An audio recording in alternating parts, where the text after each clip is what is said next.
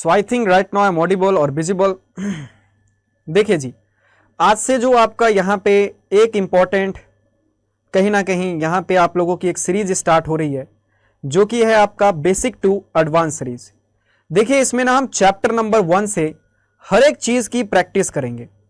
एक ऐसी प्रैक्टिस जो कि आपका चैप्टर नंबर 1 से आपके 34 चैप्टर की एक अमेजिंग तरीके से रिवीजन भी करवाएगा और सारे कॉन्सेप्ट्स को इन डेप्थ आपका कवरेज करेगा। साथ में मैं आपको यह बताऊं कि ये जो आपकी नई सीरीज स्टार्ट हुई है ये आपका वीकेंड में यानी बीआरबल की क्लास आपका किस तरीके से रहेगा। जैसे आज क्लास होगा तो फिर आपके डेली बेसिस पे 2 पेपर आपके होंगे, है ना।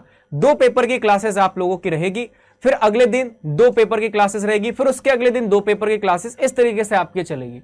तो आज आपका बीआरबल और अभी पीछे आप लोगों ने यहाँ पे एक और सब्जेक्ट का सीआईबी के अंदर में आप लोगों ने क्वेश्चंस की प्रैक्टिस की। तो ये जो नया सीरीज आप लोगों का स्टार्ट हुआ है, इस सीरीज के अंदर में हम करने क्या वाले हैं सर, इस सीरीज में आपके जितने भी कॉन्सेप्ट है, इंपॉर्टेंट कॉन्सेप्ट, बेसिक से जितने भी इंपॉर्टेंट कॉन्सेप्ट हैं उसको हम समझेंगे और उसके क्वेश्चन की प्रैक्टिस भी करेंगे। मैं आप लोगों को पहले क्वेश्चंस करवाऊंगा, उस क्वेश्चंस का आप लोग चैट बॉक्स में पार्टिसिपेट करोगे और उसके बाद उस क्वेश्चन से रिलेटेड जितने भी कॉन्सेप्ट्स आपके होंगे ना, वो हर एक कॉन्सेप्ट्स की हम अमेजिंग तरीके से यहां पे अंडरस्टैंडिंग भी डेवलप कर लेंगे। तो ये जो आपका सीरीज है that's a very beautiful series that give you the proper understanding about each and every concepts as well as सारे क्वेश्चंस की प्रैक्टिस भी। सो इससे आपको एक्चुअल वर्थ पता लगेगा कि आप एग्जैक्टली परफॉर्मेंस आपकी कैसे है। तो डे 1 से ही आपके अमेजिंग तरीके से प्रैक्टिस के लिए ये सीरीज आपका आया है।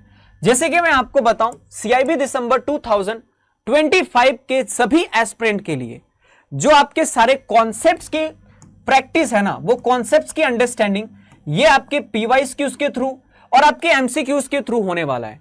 हम मॉड्यूल ए से स्टार्ट करेंगे, यूनिट नंबर 1 से स्टार्ट करेंगे जो कि आपका legal framework of regulations of bank. इसके जितने भी इंपॉर्टेंट कॉन्सेप्ट्स हैं इसको कवर कर लेंगे और इससे रिलेटेड जो भी क्वेश्चंस हैं वो भी कवर कर लेंगे। सो 2 वे तरीके से आपकी यहां पे अंडरस्टैंडिंग, कॉन्सेप्चुअल क्लैरिटी और प्रैक्टिस भी आपका हो जाएगा। हम स्टार्ट करेंगे आज के सेशन, नया कुछ स्टार्ट हो रहा है। So first of all introducing my self chartered Ajay Thakral, more than 7 years of teaching experience, जहां पे मैंने मेंटोर किए हैं लाखों एस्पिरेंट्स को अलग अलग कैटेगरी के अंदर में, चाहे वो चार्टर्ड अकाउंटेंट कैटेगरी हो, company secretary, JIB, CIB, IBF certification, bank promotion या कोई भी ऐसी कैटेगरी जो आपके यहाँ पे कॉम्पिटिटिव की तरीके से है, मैंने उसमें कहीं ना कहीं पढ़ाया हुआ है और सिर्फ पढ़ाया नहीं हुआ है, एक सक्सेसफुल रिजल्ट यहाँ पे दिया है। I have the best educator award 2 times. I have the best presenter award for the SEBI awareness program, best presenter award for the POS and POCSO Act। तो ये हमारे पास ये कुछ अचीवमेंट्स, बट द सबसे मोस्ट इंपॉर्टेंट क्वेश्चन आपके mind में यही आएगा कि क्या सर आपसे पढ़ने के बाद हमारा सिलेक्शन हो सकता है? क्या आपसे पढ़ने के बाद आपकी सारी रेगुलर क्लासेस, पेड क्लासेस को फॉलो करने के बाद, ये वाईटी की सारे क्वेश्चंस प्रैक्टिस करने के बाद क्या हमारा सिलेक्शन पॉसिबल होगा? सो मैं खुद से नहीं बोलूंगा, ये वो सभी बैंकर्स के वैल्यूएबल कमेंट्स हैं जिन्होंने अपने एग्जामिनेशन को, बीआरबल के सब्जेक्ट को फर्स्ट टाइम में क्वालिफाई किया विद एन अमेजिंग मार्क्स। तो ये उनके स्क्रीनशॉट्स है, they have the thousand of the screenshot just for your reference कि आपका जो रिजल्ट है वो टोटली सिक्योर है। Your result are in a good hand. Just आपको मुझ पे विश्वास करना पड़ेगा, कंसिस्टेंट तरीके से आपको अपनी प्रिपरेशन करनी है। ये सब्जेक्ट में सबसे हाईएस्ट मार्क्स दिलवाने की गारंटी मेरी, सो दैट अगर किसी एक सब्जेक्ट में आपका कुछ लीकेज भी हुआ तो ये सब्जेक्ट आपका पूरा का पूरा कंपनसेट कर देगा। That is the assurance from my side. तो ये वो सभी बैंकर्स के वैल्यूएबल कमेंट्स हैं जिन्होंने अपने एग्जाम को फर्स्ट टाइम में यहां पे क्वालिफाई किया। देखिए बीआरबल के जब मैं बात करूं तो बीआरबल के अंदर में टोटल आपके पास 4 मॉड्यूल है, module A, module B, module C और आपका मॉड्यूल डी। ये चारों मॉड्यूल को मिला के टोटल तो 34 चैप्टर बनते हैं, लेकिन अगर इंडिविजुअल यूनिट्स की अगर मैं काउंटिंग करूं तो ये आपका लगभग 45 से भी ऊपर के चैप्टर चले जाते हैं, क्योंकि बहुत सारे यूनिट्स भी हैं जो कि एक ही चैप्टर में आपके सब यूनिट की तरह आते हैं। तो कहने को ये 34 चैप्टर है, बट एक्चुअल में हम अगर देखते हैं तो ये 45 प्लस से भी ज्यादा चैप्टर आपके बीआरबल के सिलेबस में बनता है। बहुत वास्ट सिलेबस है।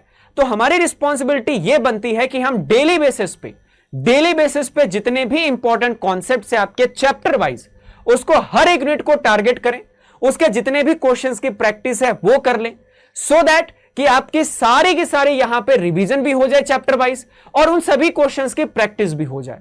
तो यही ऑब्जेक्टिव से हॉलीवुड आप सभी के लिए लेके आया है एक न्यू सीरीज, एक ट्रेमेंडस सीरीज, एक फैंटास्टिक सीरीज, जिसमें अल्टीमेटली आपका बेनिफिट रहेगा। देखिए, आप लोग अपना सीआईबी दिसंबर 2025 के एग्जाम को सिक्योर करना चाहते हो और बीआरबल के रिलेटेड जितने भी आगे जितने भी कॉन्सेप्ट्स हैं या जितने भी क्वेश्चंस की प्रैक्टिस है, हर एक चीज आपके एग्जाम ओरिएंटेड मास्टर बैच में आप इनरोल कर सकते हो just using the code of Ajay. You will get the maximum discount over here, है ना। तो इसमें आपका बीआरबल में अगर आप मास्टर बैच में एनरोल कर लेते हो तो इसके बाद बीआरबल में आने वाले जितने भी बैचेस होंगे, आपके फाउंडेशन बैच हो गए, रेगुलर बैच हो गए, रिवीजन बैच हो गए, प्रैक्टिस बैच हो गए, आपके यहां पे लास्ट मिनट रिवीजन बैच हो गए, कैप्सूल बैच हो गए, बूस्टर बैच, हर एक चीज का आपका इस सब्जेक्ट से रिलेटेड आपको एक्सेस मिल जाएगा। एक और इंपॉर्टेंट चीज है कि सर हमारे पास ना यहां पे बहुत सारे डाउट्स होते हैं कैंडिडेट को। ये डाउट्स ये होते हैं कि सर हमारे पास यहां पे टेलीग्राम ग्रुप क्या है, मतलब कोई क्वेश्चन पूछना है आपसे, 1-to-1 इंटरेक्शन करना है, आपसे कुछ बात करना है, तो आपके लिए यहां पे एक टेलीग्राम ग्रुप भी है। इस टेलीग्राम ग्रुप में आप यहां पे उसको स्कैन कर लीजिएगा या फिर आप सर्च कीजिएगा सीआईबी बीआरबल बाय हॉलीवुड, मैं आपको वहां पे मिल जाऊंगा। आपका कोई भी डाउट हो 24/7 मैं आपका रिजॉल्व करूंगा।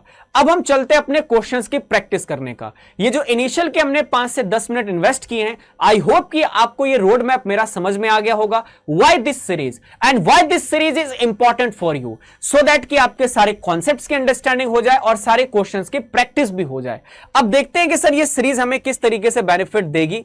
देखो, मैं बहुत सारे आज के सेशन में क्वेश्चन लेके आया हूं। मैं इन क्वेश्चंस के थ्रू ही आपके कॉन्सेप्ट्स की पूरी यहां पे क्लियरेंस करने वाला हूं। हर एक कॉन्सेप्ट्स का आपका यहां पे क्या होगा, जितने भी इंपॉर्टेंट कॉन्सेप्ट्स है उसकी प्रॉपर अंडरस्टैंडिंग, रिवीजन कह लो, अगर आपने पहले पेड बैच में पढ़ा हुआ है तो रिवीजन कह लो, अगर फर्स्ट टाइम पढ़ रहे हो तो इन्हीं क्वेश्चन के थ्रू सारे कॉन्सेप्ट्स की रिवीजन और अंडरस्टैंडिंग मैं आप लोगों को करवाऊंगा। चलिए सबसे पहले हम क्वेश्चन नंबर 1 की तरफ चलते हैं। देखिए, क्वेश्चन नंबर 1 हमारे पास क्या कहता है, कह रहा है इनमें से कौन सा ऐसा एक्ट है, इनमें से कौन सा ऐसा प्राइमरली एक्ट है जो कि आपके बैंकिंग को इंडिया में गवर्न करता है और बैंक्स को यहां पे कंट्रोल करता है। पहला ऑप्शन है आपके पास banking regulation act 1950, the reserve bank of India act 1934, Indian banking act 1956 और फाइनेंशियल इंस्टीट्यूशन एक्ट 1962। तो इसमें आप लोगों को जो भी करेक्ट आंसर है वो आपको चैट बॉक्स में अपना बताना है ना। देखो हमारे पास अब देखो, अब रिवीजन की बारी, अब कॉन्सेप्ट्स की अंडरस्टैंडिंग की बारी। आप लोगों को आंसर आता है, वेल एंड गुड, आंसर दीजिए चैट बॉक्स में। नहीं आता तो अब इसके कॉन्सेप्ट्स को पहले समझते हैं और उसके बाद इस क्वेश्चन के एनालिसिस देखेंगे कि हमने जो कॉन्सेप्ट समझा क्या उसके बेसिस पे आंसर आ रहे हैं कि नहीं आ रहे हैं। देखिए, हमारे पास अगर मैं बोलूं तो कोई भी बैंकिंग है ना, कोई भी बैंक है, कोई भी बैंक का बिजनेस है, वो स्पेसिफिकली इंडिया के अंदर में किस तरीके से गवर्न होता है। इंडिया में इसे गवर्न करने के लिए हमारे पास 2 एक्ट यहां पे निकल के आते हैं। कौन से 2 एक्ट हैं सर? एक है आपका यहां पे बैंकिंग रेगुलेशन एक्ट 1949 और दूसरा हमारे पास एक्ट है आपका reserve bank of India act 1934। तो ये 2 हमारे पास ऐसे एक्ट हैं जो कि बेसिकली बैंकिंग बिजनेस को गवर्न करते हैं। मतलब बैंक यहां पे इंडिया में क्या करेगी, क्या नहीं करेगी, किस तरीके से बैंकिंग बिजनेस करेगी, क्या कर सकती है, क्या नहीं कर सकती, हर एक चीज के लिए आपके ये 2 एक्ट बेसिकली गवर्न होते हैं। तो अब इसमें से देखिए आपका करेक्ट आंसर क्या होगा। सर पहला हो सकता था ना, पहला दूसरा, देखो 1950 लिखा है जबकि मैंने बताया बैंकिंग रेगुलेशन एक्ट 1949 होता है। तो जो करेक्ट आंसर आपका होगा वो होगा reserve bank of India act. ये 2 ऐसे लेजिस्लेशन है जो कि आपके गवर्न करते हैं सभी बैंक्स को। तो ये लेजिस्लेशन आपको यहां पे पता होना बहुत ही मैंडेटरी है। आगे बढ़ेंगे नेक्स्ट क्वेश्चन की तरफ। अब ये जो क्वेश्चन है आपका वो स्टेटमेंट वाइज क्वेश्चन आपके सामने है। तो इस क्वेश्चन को पहले आप रीड करो और इससे रिलेटेड जितने भी आपके कॉन्सेप्ट्स होंगे ये सारे कॉन्सेप्ट्स को हम यहां पे अंडरस्टैंड कर लेंगे बहुत ही ट्रेमेंडस तरीके से, है ना। चलिए जी,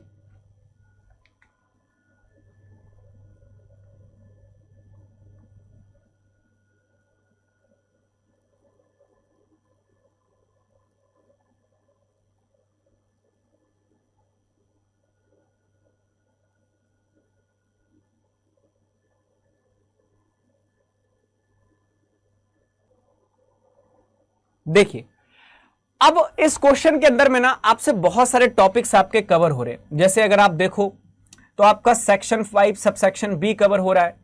आपका यहां पे एक और सेक्शन यहां पे कवर हो रहा है, एनबीएफसी के एक्सेप्टेंस ऑफ डिपॉजिट्स के बारे में भी हमारे पास कवर हो रहा है, तो एनबीएफसी वाला भी टॉपिक आपका कवर हो रहा है।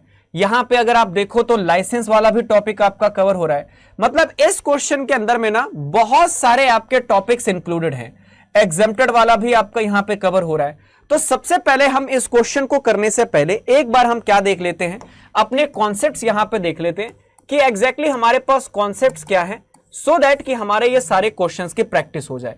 देखिए, अगर मैं बात करूं कोई भी बैंक का, तो वो बैंक को आपको डिफाइन किया गया है कौन से सेक्शन के अंदर में, सेक्शन 5 सबसेक्शन बी के अंदर में आपका डिफाइन किया गया है। अब ये जो सेक्शन 5 सबसेक्शन बी है ना, ये आपका बैंकिंग रेगुलेशन एक्ट 1949 है। इसके अंदर में सर दो एसेंशियल फंक्शन हमारे पास होते हैं। एक तो आपका हो गया यहां पे एक्सेप्टेंस ऑफ डिपॉजिट्स, और दूसरा हमारे पास जो फंक्शन एसेंशियल फंक्शन होता है वो होता है आपका granting of loans and advances. Granting loans and advances, ये दो स्पेसिफिक ऑब्जेक्टिव होता है किसी भी बैंक को यहां पे हमारे पास सस्टेन करने के लिए, आपके बैंकिंग बिजनेस को चलाने के लिए। तो ये आपका सेक्शन 5 सबसेक्शन बी यहां पे आपका डील करता है। उसी तरीके से हमारे पास एक और सेक्शन आता है जो कि है आपका डिपॉजिट्स विड्रॉएबल बाय चेक। अब ये जो आपका सेक्शन है डिपॉजिट्स विड्रॉएबल बाय चेक, इसके लिए जो हमारे पास सेक्शन गवर्न करता है, ये सेक्शन आपका गवर्न करता है यहां पे सेक्शन 49 सब सेक्शन यहां पे ए, section 49 sub section A of BR act.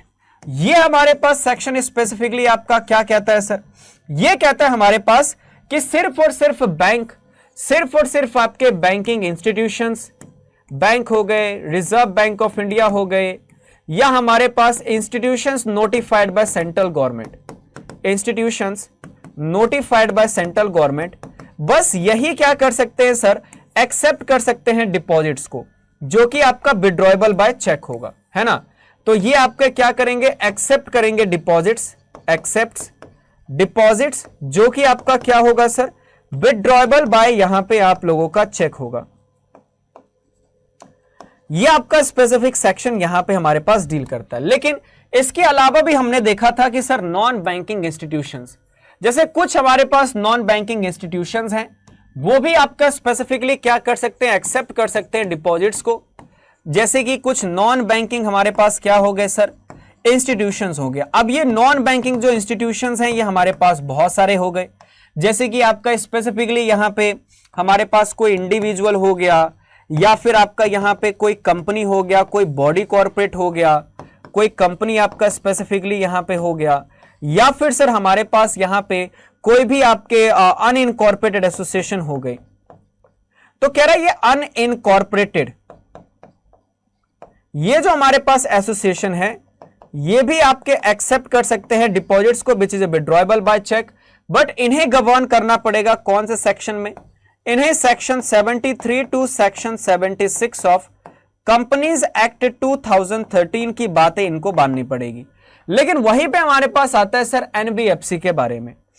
अगर सर कोई एनबीएफसी यहां पे एक्सेप्ट करना चाहती है, एनबीएफसी अगर सर यहां पे एक्सेप्ट करना चाहती है डिपॉजिट्स को, तो सर वो डिपॉजिट को कैसे एक्सेप्ट करेगी।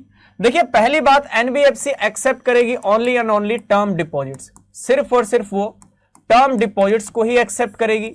और दूसरा हमारे पास क्या है कि कुछ कंडीशंस यहां पे होती है जो कि इनको कंप्लाई करना ही करना पड़ेगा। अब सर ये कंडीशंस हमारे पास कौन सी है, ये कंडीशंस की अगर मैं बात करूं तो वो हमारे पास आता है दो कंडीशन। एक तो आपका होता है NBFC acceptance of public deposit direction, acceptance of what, public deposit direction 1998, ये इनको कंप्लाई करना पड़ता है। और दूसरा यहां पे जो कंप्लाई करना पड़ता है इनको, that is your what, that is specifically RBI के other direction, the RBI direction under chapter 3rd B of RBI direction under chapter 3rd B of reserve bank of India act. तो RBI act 1934 के chapter 3rd B को govern करना पड़ता है। ये दोनों चीजें अगर आपने गवर्न किया तो कोई भी एक एनबीएफसी क्या कर सकती है सर, एक्सेप्ट कर सकते हैं डिपॉजिट जो कि आपका विड्रॉ, यहां पे हमारे पास विड्रॉवेबल बाय चेक रहेगा, और वो भी टर्म डिपॉजिट्स। तो ये आपके जो कॉन्सेप्ट्स यहां पे हुए ना, 1 2 3 और ये चौथा कॉन्सेप्ट, ये चारों कॉन्सेप्ट आपके इस बड़े वाले क्वेश्चन से रिलेट कर रहा है। ये वाला जो क्वेश्चन है इससे पूरा का पूरा कहीं ना कहीं वो कॉन्सेप्ट आपका रिलेट कर रहा है। एक और कॉन्सेप्ट आपका रिलेट कर रहा है जो कि हमारे पास है 5वें नंबर का concept, that is exempted from the applicability of BR act. तो ये आपका 5वां कॉन्सेप्ट जो उस क्वेश्चन से रिलेट कर रहा है, exempted from applicability of banking regulation act 1949। अब सर यहां पे हमारे पास ना दो ऐसे इंस्टीट्यूशन हैं जिनको एग्जेम्प्ट किया गया है from the applicability of BR act. पहला है हमारे पास प्राइमरी एग्रीकल्चर क्रेडिट सोसाइटी।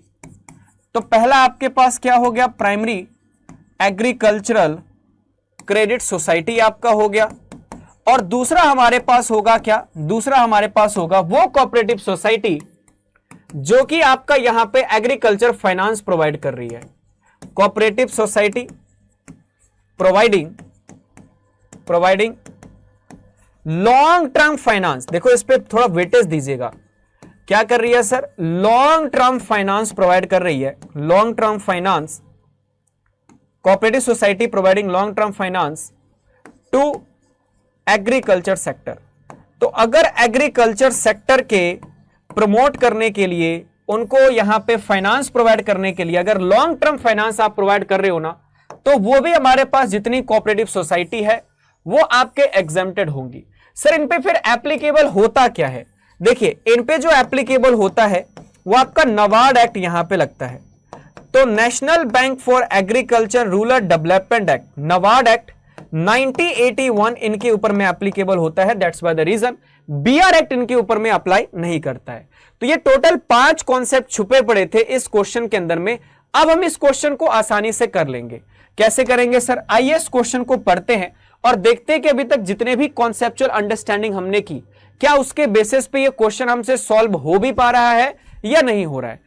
पहला कह रहा है बैंकिंग जो आपका डिफाइन है वो section 5 subsection B of banking regulation act 1934 में डिफाइन है। पहला कॉन्सेप्ट चेक करें।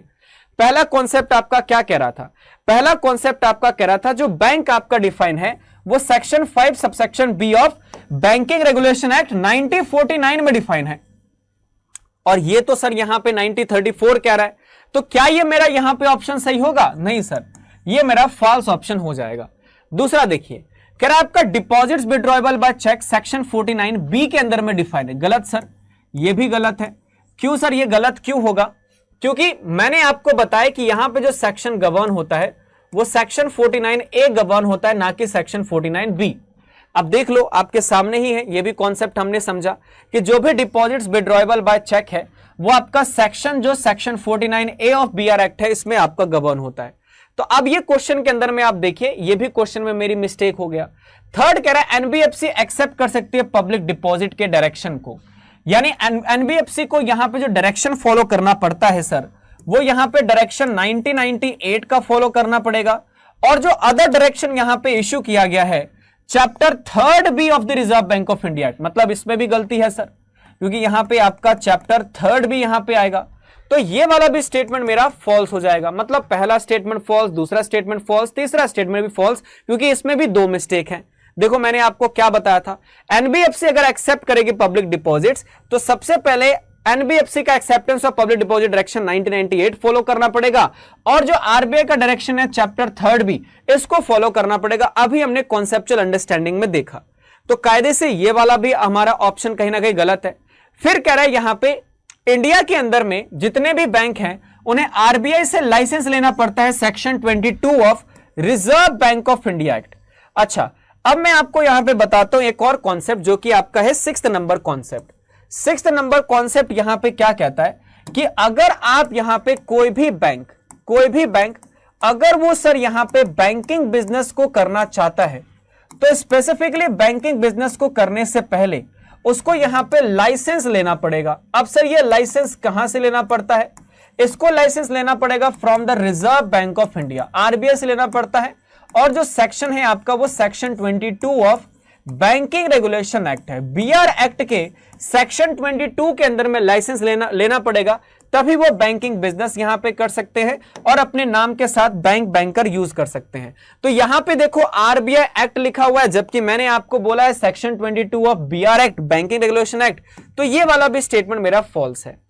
फिर लास्ट स्टेटमेंट आपका कह रहा है कि प्राइमरी क्रेडिट कोऑपरेटिव सोसाइटी जो आपका फॉर्म्ड हुआ है for the purpose of protection the mutual interest of cooperative bank, क्या ये एग्जेम्प्टेड है फ्रॉम यूजिंग द बैंक? देखो इनके ऊपर में बीआर एक्ट आपका अप्लाई नहीं होता, मैंने आपको अभी बताया था। देखिए हमारे पास कुछ ऐसे बैंक्स होते हैं जो कि आपके स्पेसिफिकली एग्जेम्प्टेड है, जैसे primary agriculture cooperative society bank, फिर आपका cooperative society providing the long term finance, तो ये दोनों को एग्जेम्प्ट किया गया है। So that is the reason behind it, हमारे पास ये वाला जो स्टेटमेंट है आपका ट्रू होगा। तो आप इसमें देखो कि पहले 4 स्टेटमेंट आपके एब्सोल्युटली इनकरेक्ट थे, एक जो स्टेटमेंट है आपका पहला statement that is 5th number statement, यही आपका ट्रू है। तो कायदे में इस क्वेश्चन के अंदर में बहुत सारी मिस्टेक्स जो थी वो आप तभी पता लगा पाओगे जब आपके कॉन्सेप्ट्स क्लियर होंगे। तो हमने सारे कॉन्सेप्ट्स को क्लियर किया और इस क्वेश्चन का आंसर हम लोगों ने कर लिया। अब मैंने आपके कॉन्सेप्ट्स क्लियर कर दिए हैं, तो अगले के क्वेश्चन आपके मक्खन तरीके से अगला क्वेश्चन आपका हो जाएगा। देखिए अगला क्वेश्चन आप इसको रीड करो, इस क्वेश्चन का आंसर आप मुझे बताओ इसका आंसर क्या होगा। 15 सेकेंड्स में आपको दे रहा हूं and you all are required to be let me know in the chat box what is the correct answer of this particular question। देखिए क्वेश्चन कह रहे हैं हमारे पास कि जो सेक्शन 5 सबसेक्शन बी है बैंकिंग रेगुलेशन एक्ट में, वो आपके कौन से स्पेसिफिक 2 एसेंशियल फंक्शंस हैं वो आपका परफॉर्म करेगा। मतलब एक बैंक को 2 एसेंशियल फंक्शन फॉलो करने पड़ेंगे, वो कौन से 2 हैं?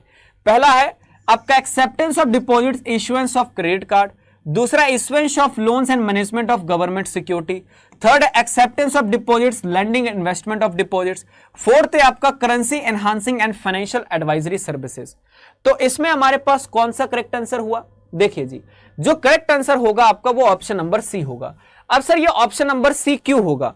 देखो मैंने अभी आपके कॉन्सेप्ट्स में सबसे पहले मैंने आपको यही बताया था। ये देखिए पहला नंबर कॉन्सेप्ट कि जो बैंक है ना वो स्पेसिफिकली 2 काम करती है। पहला, या तो एक्सेप्टेंस ऑफ डिपॉजिट्स करेगी और वही डिपॉजिट्स का या तो लोन्स या एडवांसेस के फॉर्म में या इन्वेस्टमेंट के फॉर्म में प्रोवाइड करेगी। तो जो हमारा पहला नंबर कॉन्सेप्ट था ना, इसके ऊपर में ही ये हमारे पास पूरा का पूरा क्वेश्चन बेस था। That is the reason behind it, option number C आपका करेक्ट होगा। क्वेश्चन नंबर 4 की तरफ हम चलते हैं। क्वेश्चन नंबर 4 में हमारे पास कह रहा है इनमें से कौन से टाइप ऑफ डिपॉजिट्स, कौन से टाइप ऑफ डिपॉजिट्स जो कि एक बैंक है वो एक्सेप्ट करती है according to the definition of banking regulation act. कौन सा definition sir? According to the definition of section 5 sub section B. तो ये कह रहा है सेक्शन 5 सब सेक्शन बी के अकॉर्डिंग इनमें से कौन से टाइप ऑफ डिपॉजिट्स हैं जो कि बैंक यहां पे एक्सेप्ट करेगी। पहला है deposits of money only, deposits of money and valuables, deposits of money and property, deposits of any type without any restrictions. देखिए जी, यहां पे जब मैं सेक्शन 5 सबसेक्शन बी की बात कर रहा हूं ना, तो ये जो डेफिनेशन सेक्शन है ये स्पेसिफिकली कहता तो है सर यहां पे एक्सेप्टेंस कर सकती है बैंक जो भी है वो डिपॉजिट को एक्सेप्ट कर सकती है। लेकिन सर ये डिपॉजिट्स के रिलेटेड भी क्वेश्चन आपके बन सकते हैं। जब मैं डिपॉजिट्स की बात कर रहा हूं तो ये डिपॉजिट्स मतलब क्या? सर ये डिपॉजिट्स का मतलब होता है आपका पैसा और फ्रॉम द पब्लिक ओनली, मतलब सिर्फ और सिर्फ आप पब्लिक से ही डिपॉजिट को एक्सेप्ट कर सकते हो। और सर ये जो भी डिपॉजिट्स होगा ना आपका, ये आपका रीपेबल ऑन डिमांड होगा। अगर कस्टमर ने हमसे डिपॉजिट्स ये मांग लिया तो हमें क्या करना पड़ेगा, उनके डिमांड के according he repayable on demand हमें उनको डिपॉजिट्स को वापस यहां पे कर देना है। तो ये 3 चीजें आपके ये एक्सेप्टेंस ऑफ डिपॉजिट जो सेक्शन 5 सबसेक्शन बी है उसमें आपका डील करता है। तो आप देखो यहां पे जो करेक्ट आंसर होगा वो आपका option number A, deposits of money only आपका करेक्ट आंसर है। अगले क्वेश्चन पे हम चलेंगे, क्वेश्चन नंबर 5 की तरफ। क्वेश्चन नंबर 5 हमारे पास क्या कह रहा है? देखिए क्वेश्चन नंबर 5 जो है आपका वो सेक्शन 49A के ऊपर में है। अभी हमने इसका कॉन्सेप्ट भी समझ लिया था, अगर आपको याद हो तो इसका कॉन्सेप्ट अभी हमने किया था। अब इसके क्वेश्चन की बारी। तो कह रहा है जो सेक्शन 49A है बैंकिंग रेगुलेशन एक्ट का, वो कहता है who is authorised to accept the deposits withdrawable by check.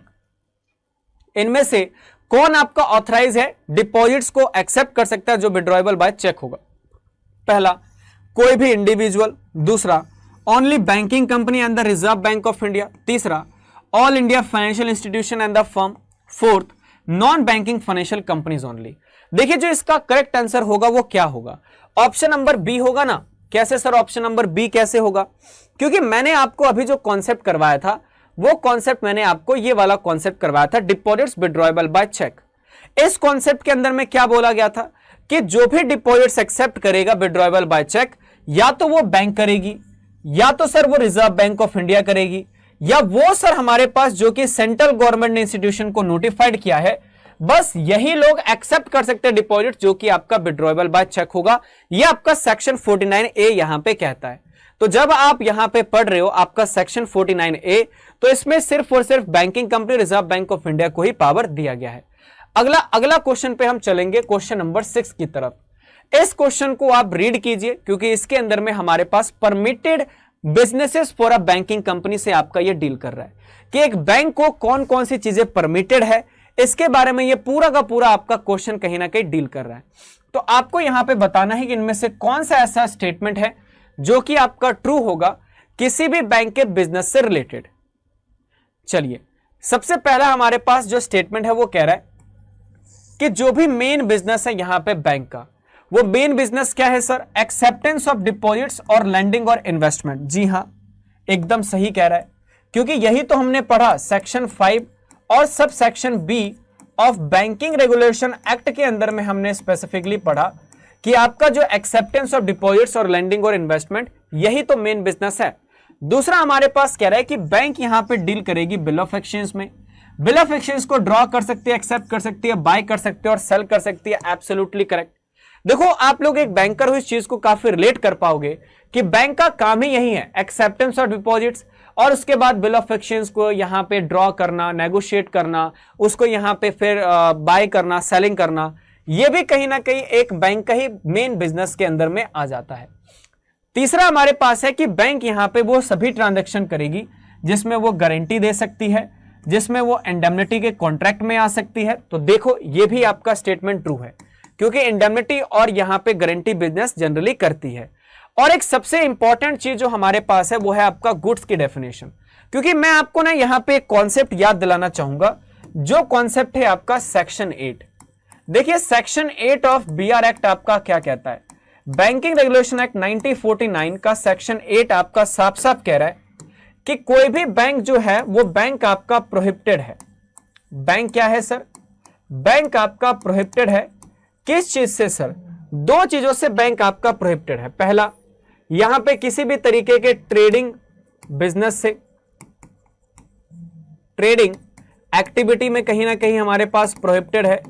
और दूसरा हमारे पास है बार्टरिंग ऑफ गुड्स, कोई भी गुड्स के बदले में गुड्स बैंक यहां पे नहीं दे सकती। तो बार्टरिंग ऑफ गुड्स में भी कहीं ना कहीं इनके प्रोहिबिटेड बिजनेस के अंदर में आ जाता है।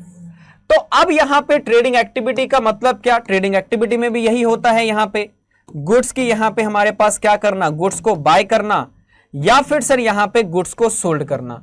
तो ये स्पेसिफिक हमारे पास आता है, गुड्स को बाय करना और सोल्ड करना, ट्रेडिंग एक्टिविटी।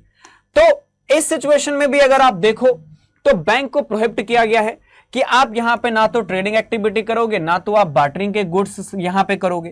तो आप हर जगह देखो तो एक कॉमन सी चीज निकल के आ रही है, गुड्स, फिर कह रहा है हमारे पास गुड्स, फिर हमारे पास कह रहा है गुड्स। तो क्वेश्चन ये बहुत बड़ा हमारे पास आता है कि गुड्स की डेफिनेशन एक्चुअली में है क्या सर। देखिए जी, गुड्स की डेफिनेशन समझना पड़ेगा, क्योंकि आपके एग्जाम के लिए बहुत इंपॉर्टेंट है। जब मैं यहां पे गुड्स की डेफिनेशन की बात करूं तो ये हमारे पास होता है एवरी मूवेबल प्रॉपर्टी, मतलब वो सभी चीज जो एक जगह से दूसरी जगह मूव कर सकती है। तो एवरी मूवेबल प्रॉपर्टी आपका क्या हो जाएगा सर, गुड्स हो जाएगा। इसके अंदर में ना सर दो चीजें हमारे पास निकल के आती है। पहली चीज आपका आएगा यहां पे किसी भी तरीके का जो स्टॉक हो गया या कोई भी आपका शेयर्स हो गया, कोई भी स्टॉक हो गया, कोई भी शेयर हो गया, इनको सर यहां पे क्या किया हुआ है, हमें इंक्लूड किया गया है। स्टॉक हो गया, शेयर्स हो गया, ये गुड्स की डेफिनेशन में क्या है सर, ये गुड्स की डेफिनेशन में आपके इंक्लूडेड होंगे। फिर हमारे पास यहां पे आते हैं कोई भी आपके ट्रीज हो गए, कोई भी आपके ट्रीज हो गए, कोई भी आपके यहां पे ग्रास हो गए, कोई भी आपके ऐसी चीज जो जमीन से जुड़ी हुई है, या things attach to land, things attach to what, attach to land. ये भी स्पेसिफिकली हमारे पास किस में आएंगे? क्या ये गुड्स की डेफिनेशन में इंक्लूड होंगे? जी हां, इनको भी गुड्स की डेफिनेशन में इंक्लूडेड किया गया है, बट एक कंडीशन के साथ। वो कंडीशन क्या है कि पहले इनको यहां पे सीवर्ड करना पड़ेगा।